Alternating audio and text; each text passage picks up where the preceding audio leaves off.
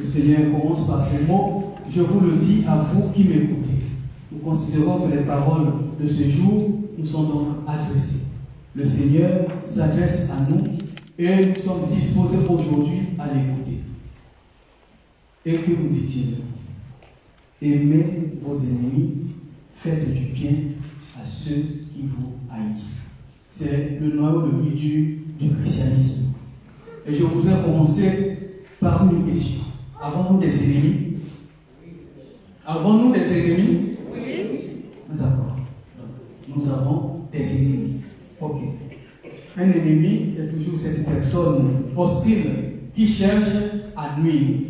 Et sa nuisance passe par des paroles et des actions qui nous mettent mal à l'aise ou qui mettent simplement notre vie en danger. Ça peut être de la violence, diffamation, mensonge, pression, harcèlement, acharnement, jalousie, cruauté, toute forme de méchanceté. Ça peut même aller jusqu'au crime.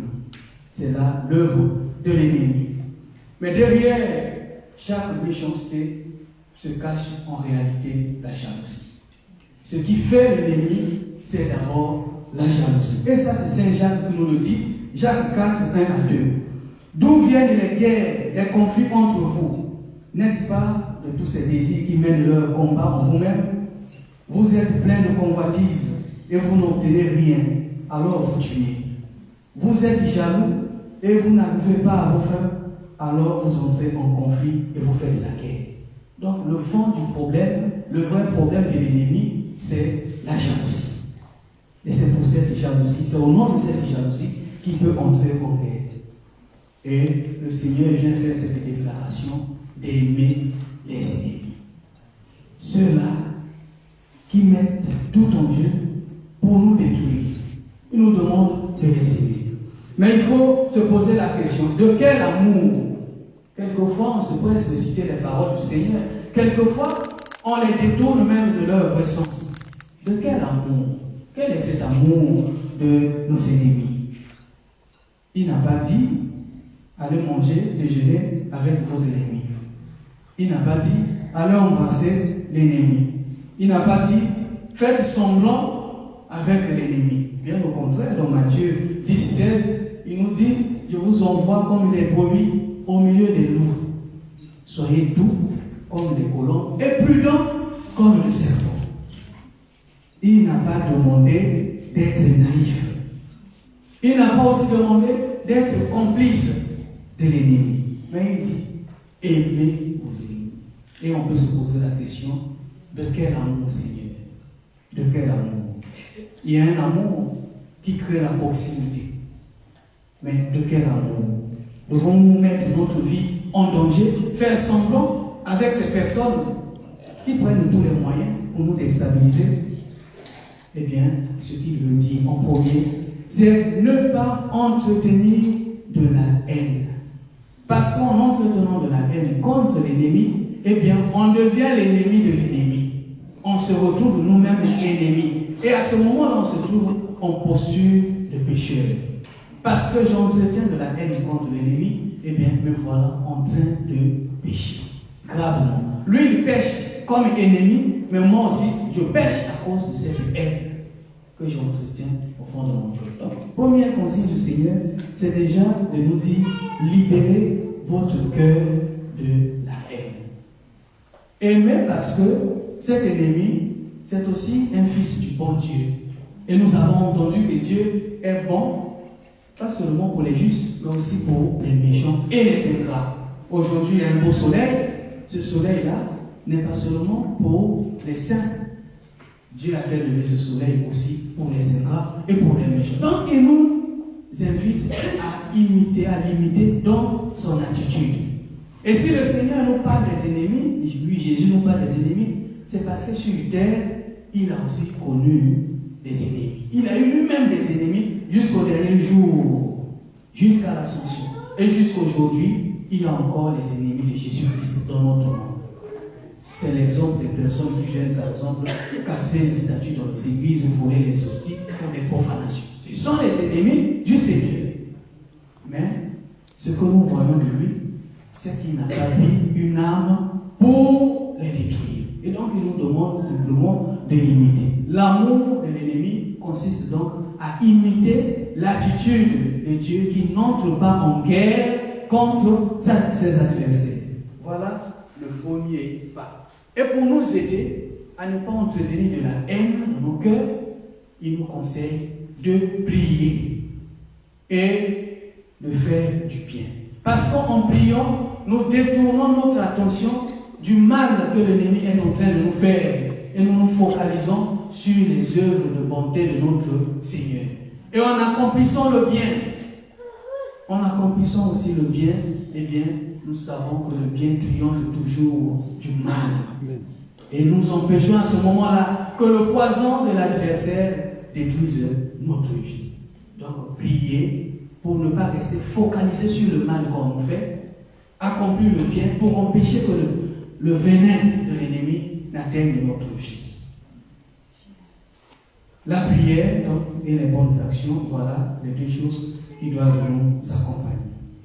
Mais ça ne s'arrête pas à cela. Il y a des attitudes aussi à développer face à l'ennemi. Première attitude, c'est la distance. Savoir aussi prendre de la distance. Lorsque Jésus apprend que Hérode a décapité Jean le Baptiste et qu'il cherche aussi à les tuer, le Seigneur Jésus ne restait pas là.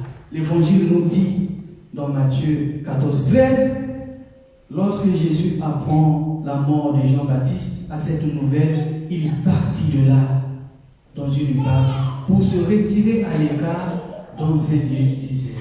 Une personne te cherche à faire du mal, de faire du mal. Une personne te poursuit partout. À un moment donné, il faut savoir prendre de la distance. De telle sorte que voilà, cette personne-là n'a plus la possibilité de mettre ses armes de dévastation contre toi. Prendre de la distance. Même attitude pour Joseph et Marie. Lorsque l'ange révèle à Joseph que Hérode devait tuer l'enfant, nous lisons aussi dans l'évangile de Matthieu, le chapitre 2, 13-23. L'ange va dire à Joseph, lève-toi, prends l'enfant et sa mère, fuis en Égypte. Reste ici jusqu'à ce que je te parle, car Hérode cherche à tuer l'enfant. Savoir partir, c'est très important. Le temps que l'ennemi échoue dans ses projets. Et on pourra revenir plus tard. Peut-être qu'on apprendra sa disparition, comme dit l'ange à propos d'Hérode. Peut-être qu'on apprendra que sa situation a changé aussi. Et à ce moment-là, on pourra revenir. Deuxième attitude, c'est le refus de la vengeance. Nous avons entendu dans la première lecture.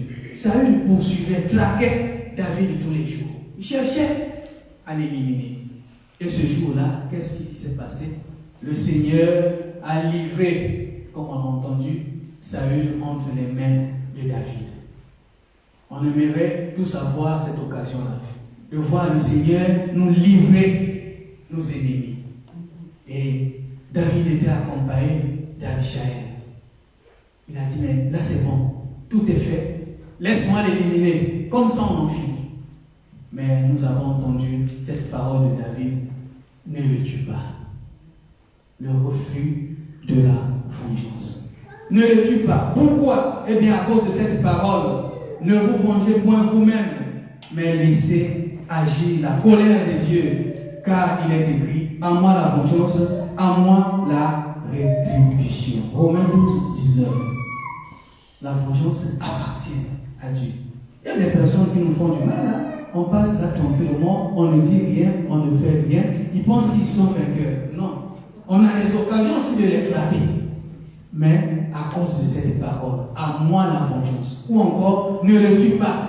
On laisse le Seigneur agir. Parce que la justice de Dieu, ce n'est pas la justice des hommes. Elle a son temps. Donc on laisse le Seigneur agir. Troisième attitude, savoir aussi dénoncer. 2 Timothée 4, 14.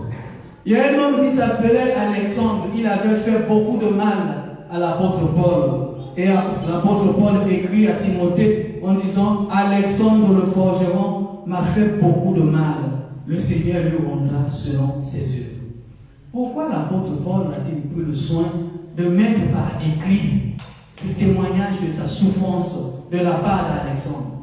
Eh bien, pour que ça reste, que ce soit connu, que l'affaire soit connue de tous. Alors, donc, ne soyons pas aussi ennemis et complices de nos ennemis en refusant de les dénoncer. Il faut que l'affaire soit connue. Il ne faut pas garder cette souffrance-là seule. Parce qu'en dénonçant, oui, on va attirer l'attention d'un grand nombre sur cette personne-là et chacun pourra prendre ses dispositions. Si on ne dénonce pas, eh bien, Alexandre continuera à faire du mal à beaucoup d'autres personnes. Et c'est ce que nous avons connu dans cette église à travers les histoires de pédophilie. On a voulu cacher. Et oui, et les mêmes ont s'arraché. J'ai honte de le dire puisque je suis prêtre, mais il faut le dire parce que la parole de Dieu n'est pas là pour être cachée. Si on ne dénonce pas, eh bien, on risque de passer au suicide. Et beaucoup de gens aujourd'hui, beaucoup de personnes se suicident à cause de ces violences-là. Elles souffrent la persécution des ennemis et n'osent pas dénoncer. Ça peut être au niveau du travail, même dans les églises aussi. Elles n'osent pas dénoncer. Pourquoi? Parce que lorsque vous dénoncez l'ennemi, sachant que les ennemis, pour la plupart du temps, appartiennent à des réseaux d'influence, c'est toute une institution qui se ligue contre vous. Parce que dans la dénonciation de l'ennemi, c'est aussi la mise en cause des dysfonctionnements de l'institution. En le dénonçant, vous montrez que l'institution va mal. Et les gardiens de l'institution, qu'est-ce qu'ils font à ce moment-là? Ils se lèvent pour vous réduire au silence. Et si vous vous taisez, eh bien, demain, on vous retrouve avec une corde au cou. Mais eux, ils continueront à prendre leur fromage et leur vin. Vous êtes morts. J'ai regardé ce témoignage d'un prêtre angolais qui me disait au Gabon, à l'époque, quand tu meurs, ce n'est pas le monde entier qui meurt avec toi. C'est toi qui meurs. Une fois qu'on t'a enterré, la vie continue. On pleure un peu et puis on continue. Donc, si tu meurs, eux, ils vont continuer la fête. Alors, pour ne pas arriver à ce drame, il faut dénoncer. Dénoncer, sensibiliser, afin que l'ennemi arrête avec ses mauvaises œuvres. Après, il y a des représailles. C'est pas grave, mais la vérité finira toujours par triompher. Autre chose, quand on a fini de faire ce parcours, il faut entrer en prière. Il faut maintenant prier puisque le Seigneur conseille de prier. Alors, quelle prière pour les ennemis? La première prière, première vitesse, c'est la prière du pardon. Parce que le Seigneur lui-même, nous aussi nous sommes ses ennemis en fait. Il a prié du haut de la croix. Père, pardonne-leur, car ils ne savent pas ce qu'ils font. Luc 23, 34. Donc, dans la méchanceté, il y a aussi une part d'ignorance. Parce qu'il ne sait pas ce qu'il fait. Nul n'est méchant volontaire. Donc, voilà, il y a une part de l'ignorance qui joue dans la vie de l'ennemi. Alors, il ne faut pas prier pour que le Seigneur lui accorde son pardon. C'est son enfant, mais il est tombé dans la méchanceté. Alors, on prie pour que le Seigneur pardonne. Parce que nous-mêmes aussi, nous avons besoin de ce pardon. Et si l'ennemi refuse le pardon de Dieu, eh bien, moi, je passe la deuxième vitesse dans ma prière. Je demande la protection du Seigneur contre les œuvres de l'ennemi. Éphésiens 6, 11, 17. Revêtez-vous de l'armure de Dieu afin de pouvoir tenir ferme contre toutes les ruses du diable, donc de l'ennemi. Je demande au Seigneur de me protéger. J'ai prié pour que tu lui pardonnes ses péchés, mais il continue, alors protège-moi contre ses œuvres. Et si je vois que tu continues toujours la persécution, je passe la troisième vitesse. Jamais deux sont trois. Et donc, je passe à l'offensive spirituelle. Non pas pour demander la mort de l'ennemi, mais pour demander la frappe. Parce qu'il y a aussi cette dimension. Moïse et Pharaon en Égypte. Moïse a aussi demandé la frappe. Laisse partir mon peuple. Pharaon ne voulait pas. Eh bien, il y a eu aussi la frappe. Si Dieu, à travers Moïse, n'avait pas frappé Pharaon, il n'aurait jamais laissé partir Israël. Si à Golgotha, le Seigneur Jésus, par l'œuvre de sa mort, n'avait pas frappé le péché, la mort et l'auteur du péché qui est Satan, on ne serait jamais libéré. On n'allait jamais chanter « Je suis dans la joie, car mon Dieu m'a libéré ». Parce qu'il y a eu une frappe. Parce qu'il y a eu une frappe, qu'il y a eu une libération. Et je crois qu'il y a aussi des personnes qui ne comprennent et qui ne changent que lorsqu'il y a une frappe. Amen. Non pas pour la mort, mais pour les mener au repentir. Alors quand tu continues de me persécuter, je peux moi aussi à ce moment-là employer, lancer l'offensive spirituelle. Invoquer la frappe par l'épée de l'archange Saint-Michel et dire frappe Seigneur. Amen. Je peux aussi par la croix demander que le Seigneur frappe. Amen. Je peux aussi demander par le talon de la Vierge Marie qui écrase la tête du serpent que le Seigneur frappe. Amen. Je peux aussi demander que le sang qui a coulé de Golgotha frappe. Je peux aussi demander le feu que nous avons vu le jour de la Pentecôte sur tes affaires. Je peux demander que le Seigneur frappe l'économie de l'ennemi, qu'il frappe sur son épargne. Je peux demander qu'il frappe aussi dans sa santé. Je peux demander qu'il frappe aussi dans sa famille, qu'il frappe aussi dans son travail. Ça lui servira aussi de leçon. Amen. Je disais à une personne un jour, quand vous persécutez les prêtres dans les églises, choisissez bien les visages. Quand tu finis de me persécuter, je suis le fils de monsieur et madame. Le prêtre n'est pas tombé du ciel. Il n'est pas tombé du ciel. Donc, mon père et ma mère, là où ils souffrent aussi de savoir pourquoi tu me persécutes. Mais quand j'ai fini, je me mets à genoux. Quand tu rentres à la maison, tu trouves aussi que ça va mal chez tes enfants. Parce que tu as persécuté aussi l'enfant de quelqu'un. C'est bien d'accepter les missions qu'on vous donne souvent, mais il faut savoir qu'il y a aussi des conséquences. Quelquefois, il faut laisser les personnes qui vous donnent ces missions-là aller eux-mêmes affronter. Amen. Donc, il y a une offensive comme ça, la frappe spirituelle, pour demander non pas la mort de l'ennemi, mais une correction qui va aussi l'aider à changer de vie. Car Dieu n'aime pas la mort du pécheur, mais il attend que le pécheur se convertisse. Ézéchiel 18, 23. Et si malgré la frappe, l'ennemi sont durcis comme Pharaon, eh bien je passe la quatrième vitesse, je demande la manifestation de la justice de Dieu. Amen.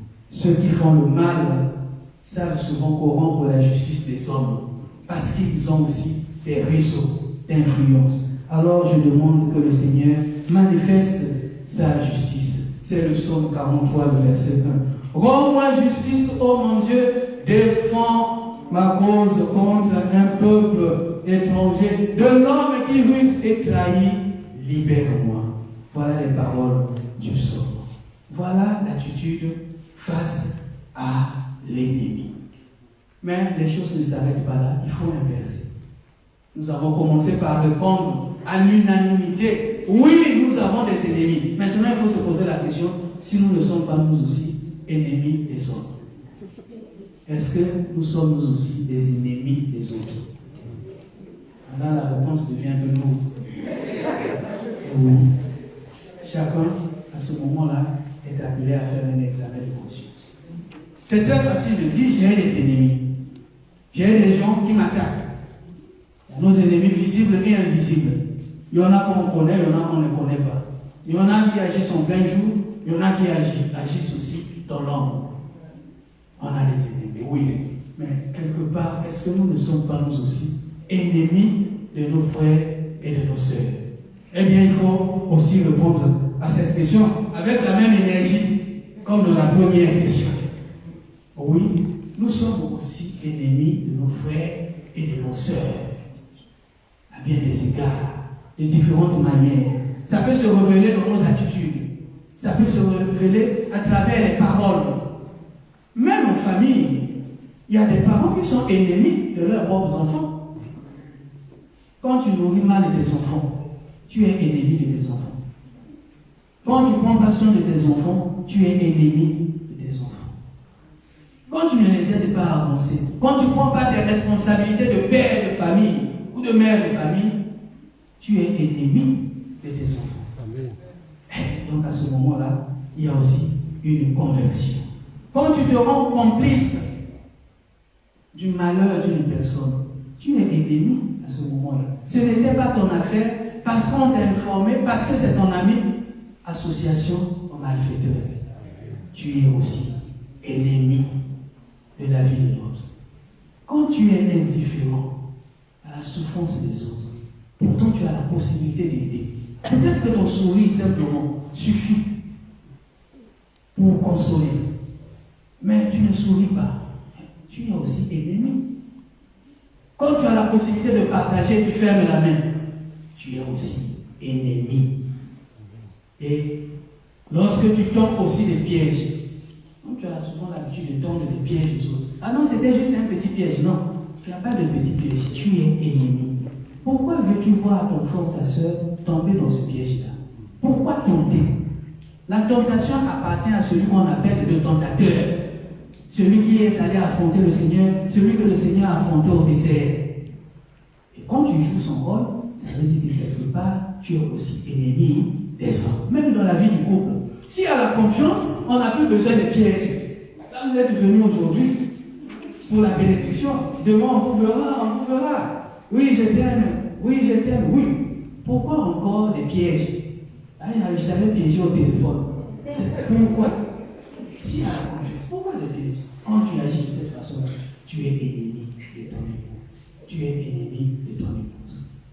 Et pour tout cela, le Seigneur nous demande un chemin de conversion. Quand tu rapportes aussi des faux témoignages, des rumeurs. Ah, j'étais aujourd'hui à Marcel Caro. Ah, c'était compliqué aujourd'hui. Exode 26, tu ne porteras point de faux témoignages. Amen. Eh bien, si nous sommes ennemis des hommes, le Seigneur nous ouvre un chemin de conversion. Au lieu d'être ennemis des hommes, soyons amis des hommes, comme le Seigneur qui nous appelle ses amis. Amen. Amen. Le Seigneur soit avec vous. Et avec votre esprit. Évangile de Jésus-Christ selon Saint Luc. Gloire à toi, Seigneur. En ce temps-là, Jésus déclarait à ses disciples: je vous le dis à vous qui m'écoutez, aimez vos ennemis, faites du bien à ceux qui vous haïssent, souhaitez du bien à ceux qui vous maudissent, priez pour ceux qui vous calomnient. À celui qui te frappe sur une joue, présente l'autre joue. À celui qui te pend ton manteau, ne refuse pas la tunique. Donne à quiconque te demande, et à quiconque ton bien, ne le réclame pas. Ce que vous voulez que les autres fassent pour vous, faites-le aussi pour eux. Si vous aimez ceux qui vous aiment, quelle reconnaissance méritez-vous? Même les pécheurs aiment ceux qui les aiment. Si vous faites du bien à ceux qui vous en font, quelle reconnaissance méritez-vous? Même les pécheurs en font autant. Si vous prêtez à ceux dont vous espérez recevoir en retour, quelle reconnaissance méritez-vous? Même les pécheurs prêtent aux pécheurs pour qu'on leur rende l'équivalent. Au contraire, aimez vos ennemis, faites du bien et prêtez sans rien espérer en retour. Alors, votre récompense sera grande et vous serez les fils du Très-Haut, car lui, il est bon pour les ingrats et les méchants. Soyez miséricordieux comme votre Père est miséricordieux. Ne jugez pas, vous ne serez pas jugés. Ne condamnez pas, et vous ne serez pas condamnés. Pardonnez, et vous serez pardonnés. Donnez, et l'on vous donnera. C'est une mesure bien pleine, tassée, secouée, débordante, qui sera versée dans le pan de votre vêtement. Car la mesure dont vous vous servez pour les autres servira de mesure aussi pour vous. Acclamons la parole de Dieu. Louange à toi, Seigneur Jésus. Viens prier avec nous. Clique sur s'abonner et sur la cloche bleue pour être à jour sur toute notre actualité.